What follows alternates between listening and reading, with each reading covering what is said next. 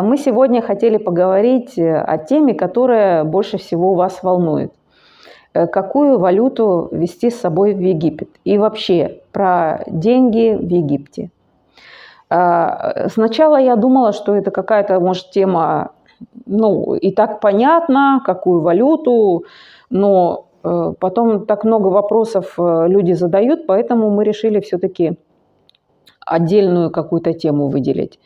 Какую валюту лучше ввести в Египет? Конечно, такую валюту мировую, как доллары, евро и английские фунты стерлингов. Еще здесь также могут быть французские, швейцарские эти франки. Вот это фунты стерлингов, это евро и доллары. Это основная валюта, которую нужно с собой везти. И обязательно нужно иметь с собой наличные деньги. Некоторые считают, что сейчас уже все в цифрах, сейчас уже можно расплачиваться картами и телефонами. В телефонах у некоторых вся это происходит, обмен валютой. Но в Египте есть места, где по-прежнему вам нужно будет расплачиваться наличными. И наличными не иностранными, а именно наличными местными, местными деньгами. Просто я вам расскажу, немножко покажу, какие здесь деньги. Вот это 200 фунтов, это довольно новая валюта. Это 100 фунтов, раньше была самая большая 100, сейчас самая большая 200, 50, 20, новая 20, 10, 5, и монеты. Монеты есть 1 фунт и 50 пиастров. Это половина фунта. Как менять деньги? Деньги менять можно как в любом обменнике, так и в банкоматах.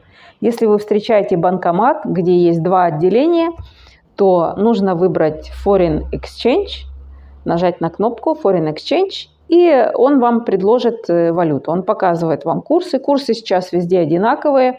Нету каких-то разных курсов. Вы не увидите никакой разницы и в банке, и в банкомате, и в обменниках. Один и тот же курс.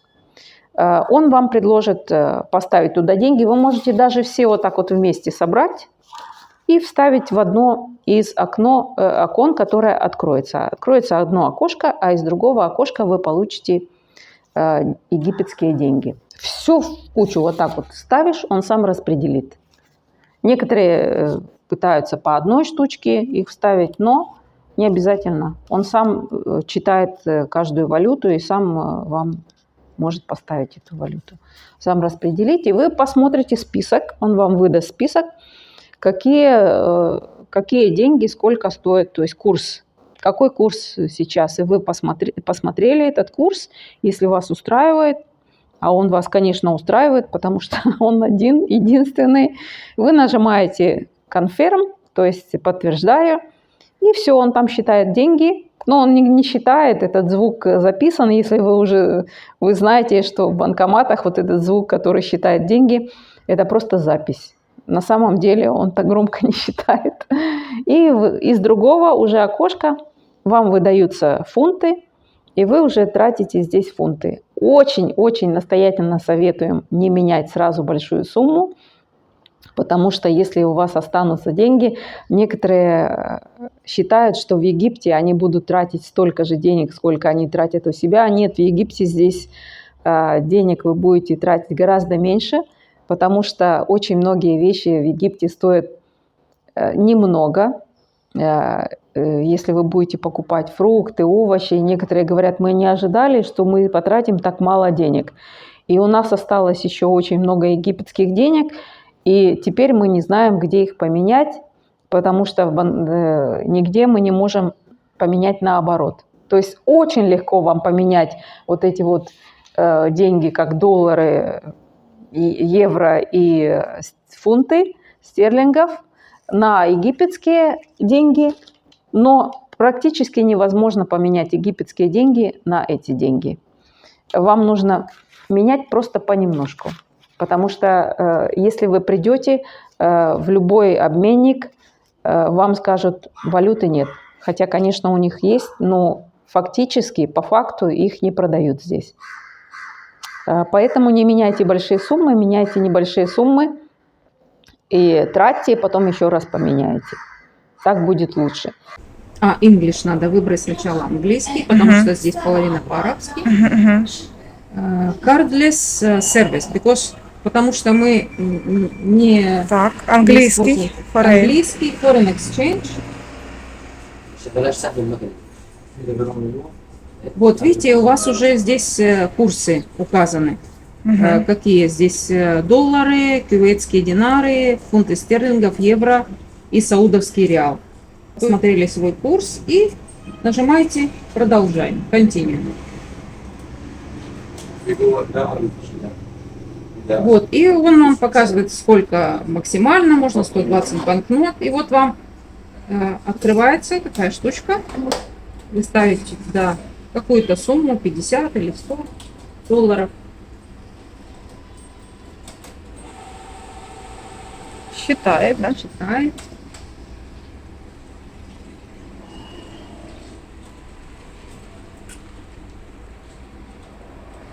Если деньги, может быть, он посчитал, что она или старая, или не подходит ему, он вам возвращает. 50 они назад почему-то отдают. Да, почему-то назад. То есть техническая проблема. Ну, обычно, не получилось у нас. Обычно вот из этого окошка выходят египетские деньги, вы берете и все. Некоторые говорят, а можем мы рассчитываться в валюте сразу, прямо сразу в магазине?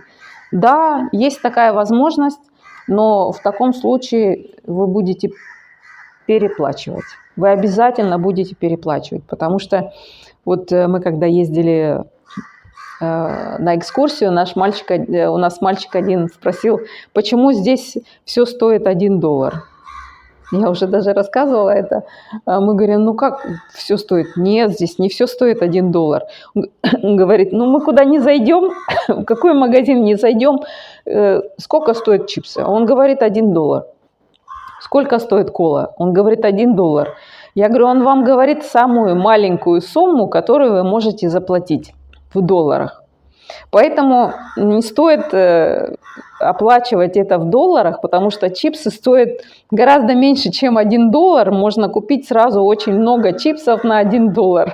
Но поскольку вы покупаете что-то одно, поэтому он и говорит вам $1. А это 50 фунтов. Можно 10 таких чипсов купить на этот $1, если вы будете расплачиваться в египетских деньгах. Поэтому лучше делать это.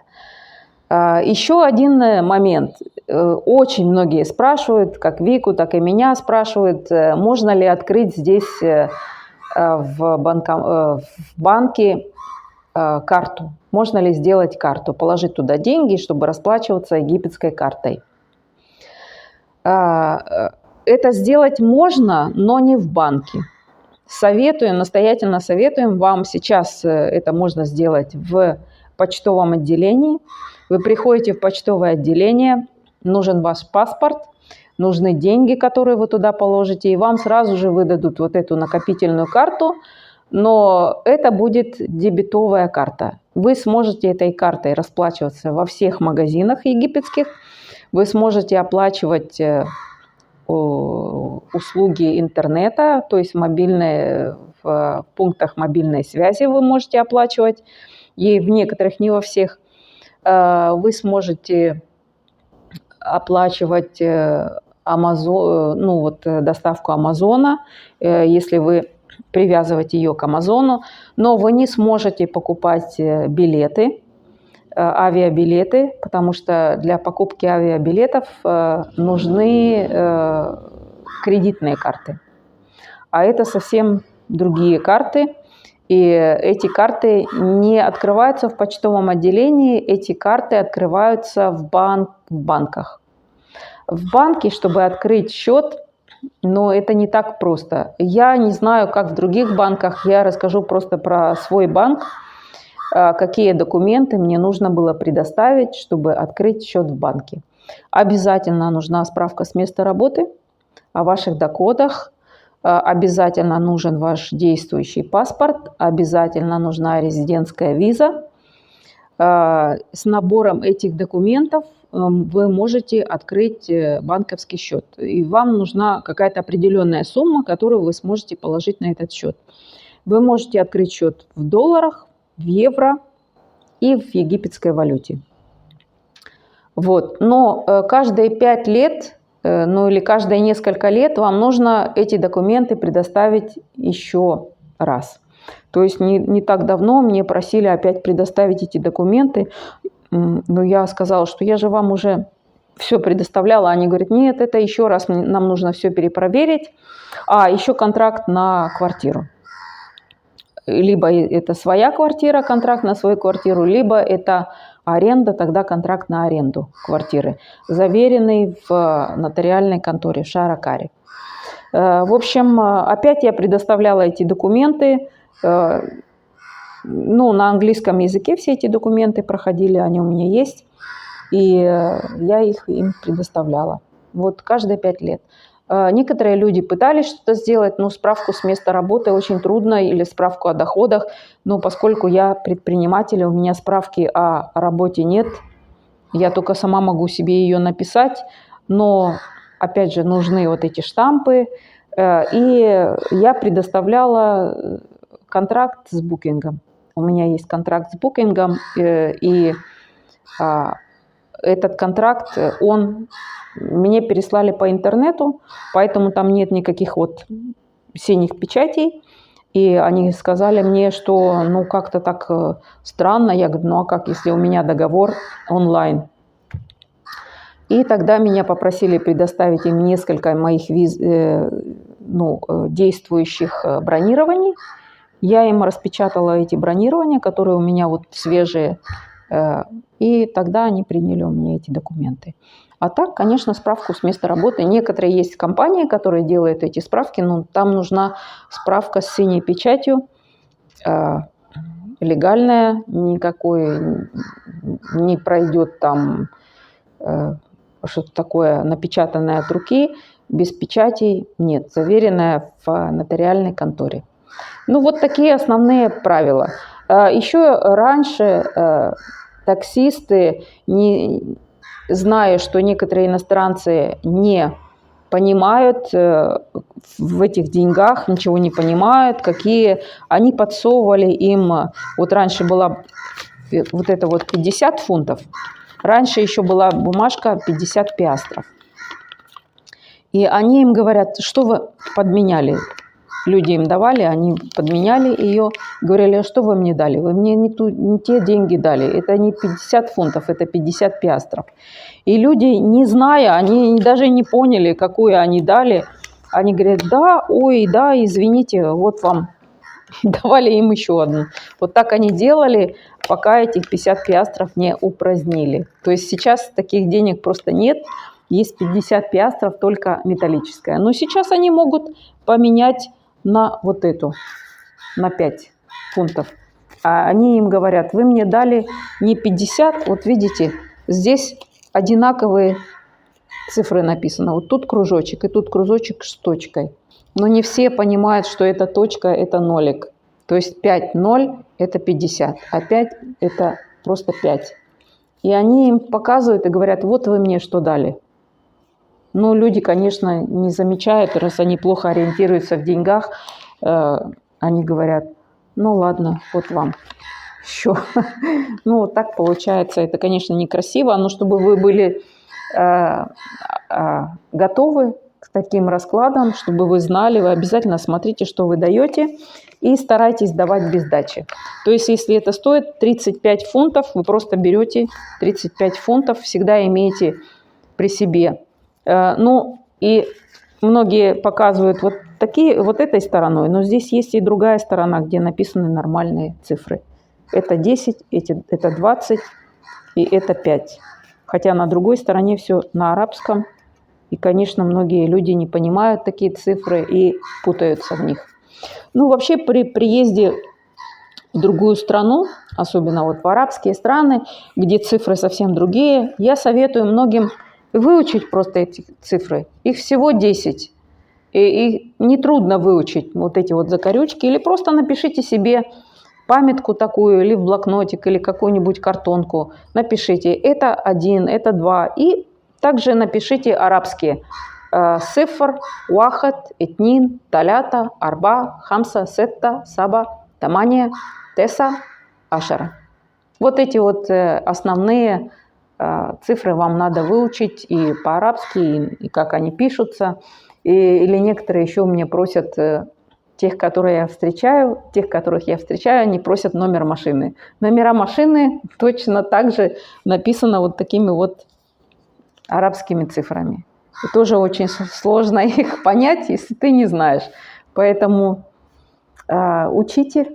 И мы, конечно, уже забросили некоторые египетские фразы. Надо время от времени их повторять.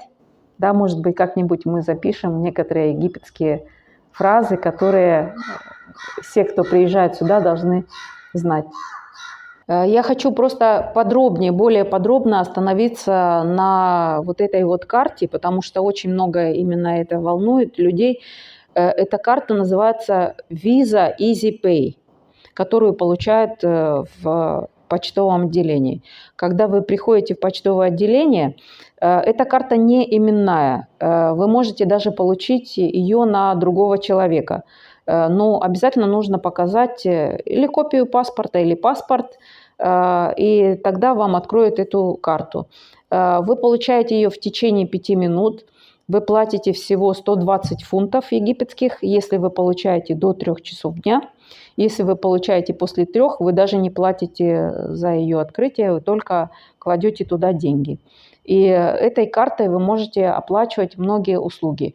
Почему важно получить эту карту? Потому что есть в Египте такие места, где оплата возможна только картой.